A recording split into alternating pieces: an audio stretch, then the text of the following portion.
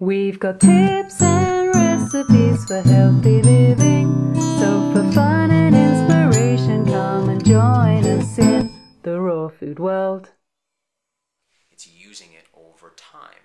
That's what allows the body to deeply rebuild itself. So actually, we want to expose ourselves to small doses long term rather than short term big doses. The longer we use products like this, the better they get. Deer antler, as an example, short term use is very stimulating. It makes us quite virile. It excites us and increases our metabolism. But it's long term that it increases longevity. So if we're going for longevity, if we're going for the long haul, we want to use the stuff long term. Short-term use one time will have a benefit, but not like the benefits we could see if we consistently use something for time. Is that the same like growth factor? Like goji berries have human growth factor, right? I don't know that goji berries have human growth factor. But these do.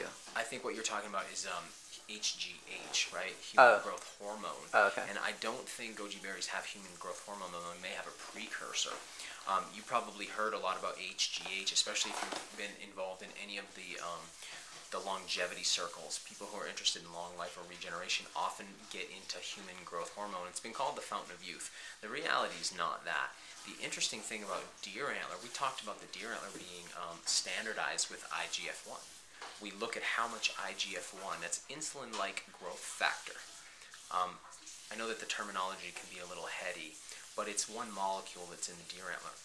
IGF-1 is what the body takes human growth hormone and turns it into.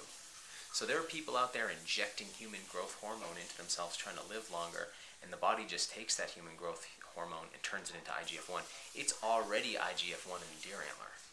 Deer antler actually beats all that out. It jumps right ahead to what you really need rather than giving your body the precursor of the thing. It's already in the deer antler, so that the liver doesn't have to convert the HGH into IGF-1.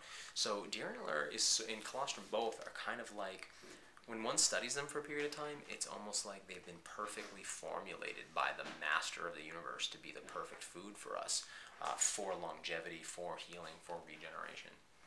Cool. Okay, so there's one thing I'm just hung up on. We were talking about taking the colostrum on and on and on. So when a child is born or a cow is born, at the very beginning, this is where like taking this colostrum does so much for them. It's like almost like a one-time deal. It is, yeah, absolutely. And you're asking me in relationship to why we would take it ongoing later? Yeah, but the cows don't, right? Right, and the humans don't. Got you, nor do they have the opportunity to. Okay, again, imagine you just bought a new computer from the computer store, and imagine it came with no information on it. What you need is the formatting disk, the disk that has all the information it needs so you can start the thing, so you can start using it. Animals come out of the womb having been in a sterile environment, and they've been feeding only through the umbilicus. And then they need this special food, this colostrum, like a formatting disk that prepares their immune system and teaches them what's in their environment. Remember, mother passes on all the bacteria she's ever been exposed to. She can't do that in the womb because the womb's a sterile environment. So that's where we get all the bacteria. We get all the antibodies, again, things that we weren't receiving in the womb. All of the growth factors to initiate the explosive growth that we experience early on. Now later on as adults, we want to try to get some of those things back, but some of the value lies also in taking the growth factors long term.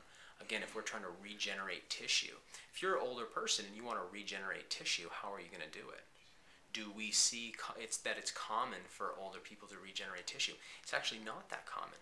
So what would we need? We need growth factors, the proteins that stimulate our bodies to produce new tissue, to regenerate.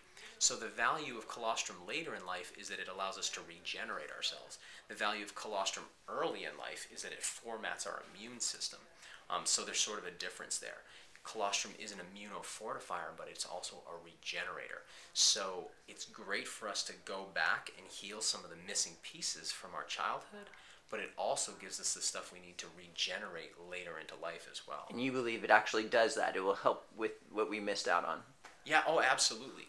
Yes, absolutely. And most of us grew up, if we grew up in America, if we grew up in England, if we grew up in Australia, then we grew up basically addicted to antibiotics.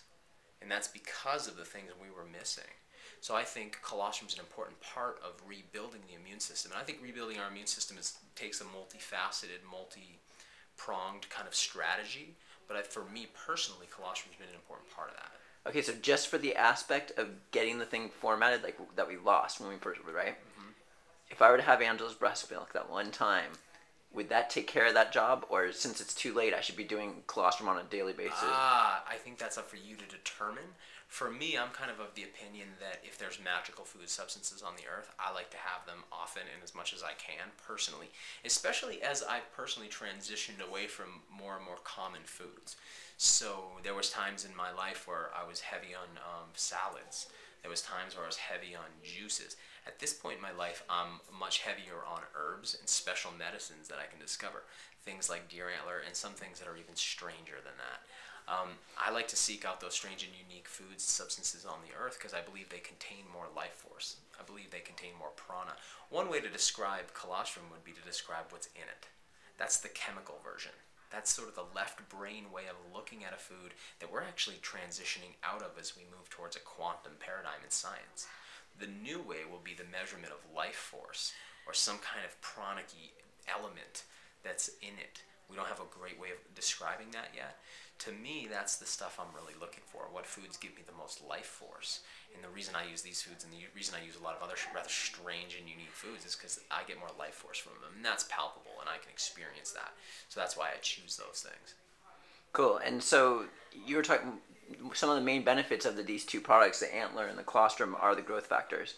That's a huge part of it. And they each have other factors too that are amazing. That's why it's good to take both of them. Yeah, they're both very unique, and one is very, if you'd allow me to say, one of them is very yang. The deer antler is very warming. It's very masculine energy. If you look at the animal foods that are being consumed on the planet, what we see is that it's mostly female animal foods. So it's, say, chickens, which are girls, or the eggs of chickens from girls, or sows, which are girl pigs, or cows, which are females. Human beings who eat animals typically eat females.